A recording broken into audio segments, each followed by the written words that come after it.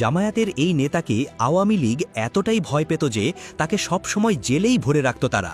৫ আগস্টের আগেও তিনি টানা ২ বছর জেল খেটেছেন। সেই তিনি এখন এলাকায় জনপ্রিয়তার তুঙ্গে। আসন্ন জাতীয় নির্বাচনে বিএনপি প্রার্থীও তাকে সমীহ করে চলছেন। বলছি বাগেরহাট ২ আসনে জামায়াতে ইসলামীর এমপি প্রার্থী শেখ মঞ্জুরুল হক রাহাদের কথা, যাকে বলা হয় হাজারো তরুণীর ক্রাশ। কিন্তু কেন তিনি এতটা জনপ্রিয়? আসন্ন নির্বাচনে তার বিজয় কি তবে সুনিশ্চিত? শেখ মঞ্জুরুল হক বাংলাদেশ জামায়াতে ইসলামীর জেলা কমিটির শুরা ও কর্মপরিষদ সদস্য। এর আগে তিনি ছিলেন বাংলাদেশ ইসলামী ছাত্র শিবিরের বাগেরহাট জেলা শাখার সেক্রেটারি। শ্রমিক কল্যাণ ফেডারেশনের জেলা শাখার সভাপতিও ছিলেন রাহাত। পরে দায়িত্ব পালন করেন যুব বিভাগের সভাপতি হিসেবে। তার বাবা শেখ মোখতার আলী বাংলাদেশ সেনাবাহিনীর একজন অবসরপ্রাপ্ত সার্জেন্ট। রাজনীতির টানে রাহাত বাগেরহাটেই পড়াশোনা করেন। জেলার সরকারি পিসি কলেজে বাণিজ্য শাখা থেকে বিকম এবং এমকম শেষ করেন তিনি।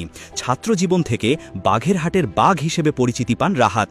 সরকারি পিসি কলেজে অধ্যয়নকালে ছাত্রদের অধিকার আদায়ে সক্রিয় থাকায় তাকে ভোট দিয়ে ছাত্র সংসদের এজিএস নির্বাচিত করেন শিক্ষার্থীরা।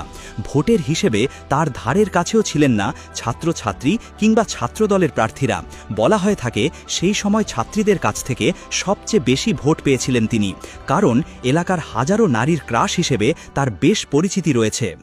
বাগেরহাট সদর ও কচুয়া উপজেলা নিয়ে গঠিত ওই আসনে এখন সবচেয়ে বেশি সরব এই জামায়াত নেতা।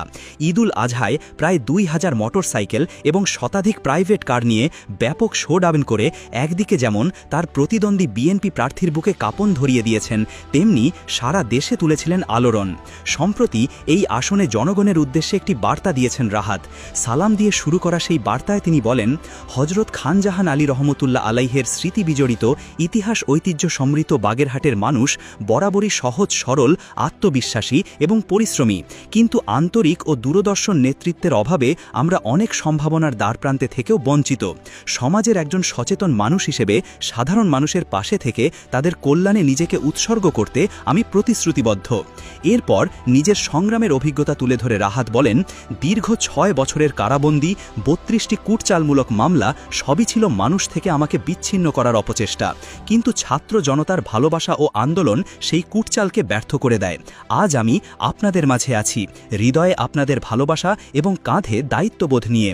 এরপর নিজের মিশন এবং অঙ্গীকার তুলে ধরেন রাহাত। বলেন, বাগেরহাট সদর ও কচুয়ার এই জনপদে একটি ইনসাফ ভিত্তিক সমাজ গড়ে তোলা, অবকাঠামোগত উন্নয়ন, ন্যায়নিষ্ঠ নেতৃত্বের উত্থান এবং সাধারণ মানুষের অধিকার নিশ্চিত করাই তার অঙ্গীকার।